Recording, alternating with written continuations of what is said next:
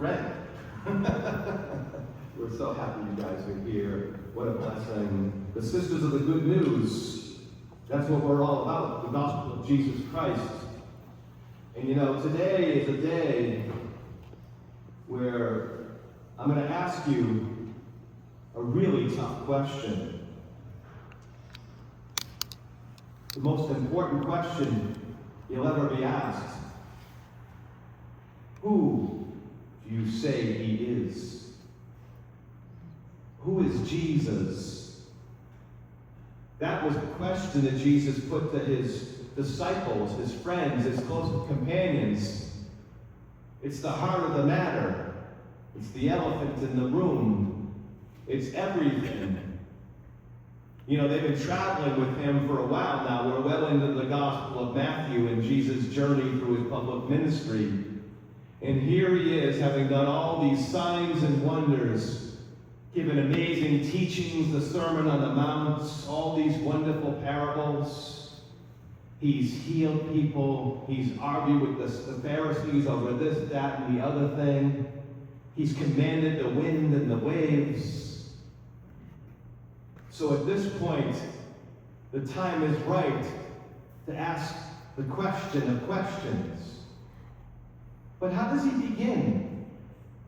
He asks them sort of indirectly, who do others say I am? And they give some reasonable answers from the community. And remember, these are all steeped in Old Testament tradition. They say, some say John the Baptist, others say Elijah, some say some of the prophets. Which makes all the sense in the world because the prophets proclaimed the coming of the Messiah.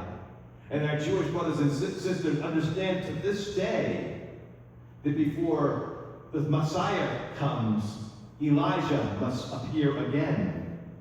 And John the Baptist, of course, fulfilled that mission and that ministry. But if you go to a Seder with our Jewish brothers and sisters, you'll see that they leave a place for Elijah at table and keep the door open. Very beautiful. And so that's what the people were thinking in their limited imagination, even though they had seen what Jesus had said and did. But these disciples, maybe they should have a deeper insight by this point, shouldn't they? And so Jesus puts the question, who do you say that I am? And you can just imagine they're kind of looking around at each other like, who's going to go first, right? What are we going to say? I don't know. And of course, Peter, always in the lead, ready, fire, aim. Peter gets it right this time. Although if you come back next week, you'll see he gets it very wrong. And he says, you are the Christ, the Son of the living God.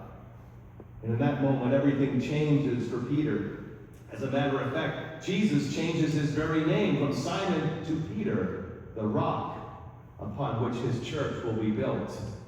And we understand that correctly to mean to be the basis for papal primacy, and the fact that Peter, the first pope, is in authority over the entire church, the vicar of Christ, all the way down 2,000 years later to our own Pope Leo, from Chicago of all places.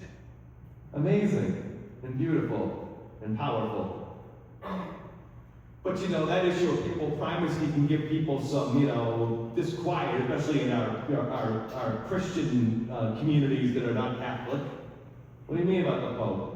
And so people have gone back and forth over that stuff over the centuries. And while we know the truth of the gospel, we risk missing the larger point. Because this gospel is not about who Peter is. It's about who Jesus is. Because that makes all the difference, the answer to that question. And so who is he? Who is this mysterious figure we come to worship each week?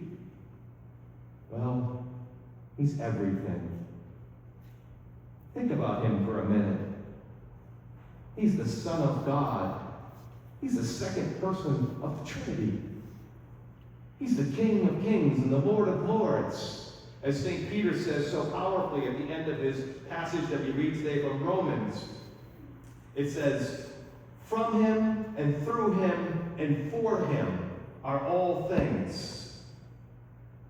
He's the Alpha and the Omega, the first and the last, the King of the universe, the one who knows all the stars by name, even those stars that are billions of light years away that we can only see with the James Webb Space Telescope.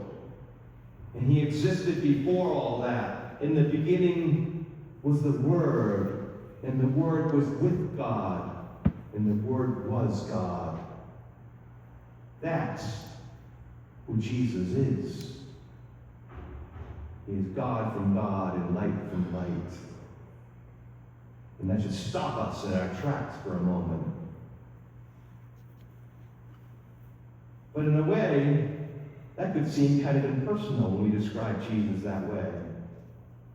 But we know there's so much more.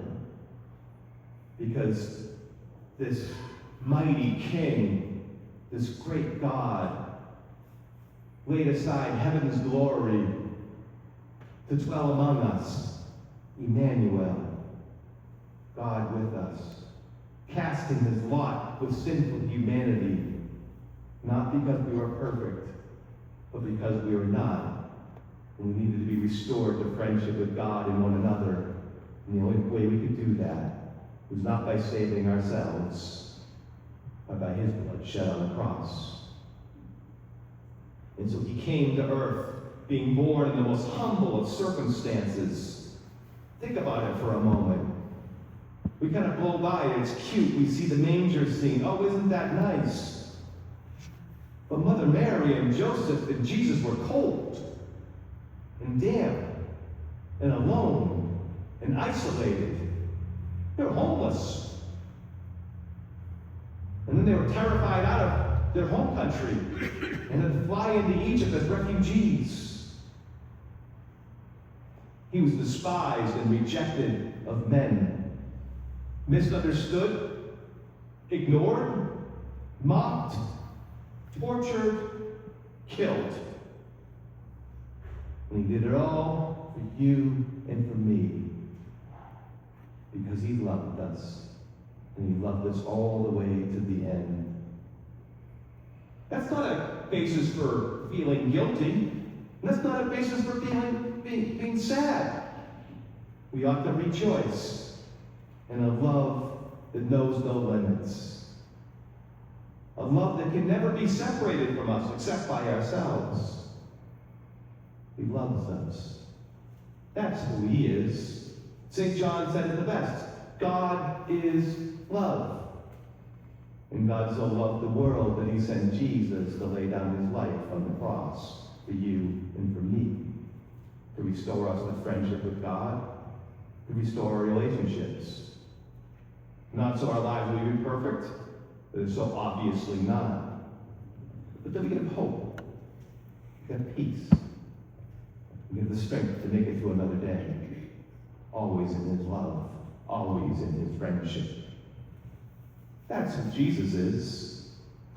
But I should say, that's who Jesus is to me. Because remember I asked you a question at the beginning? Who is Jesus to you? That's the question that makes all the difference.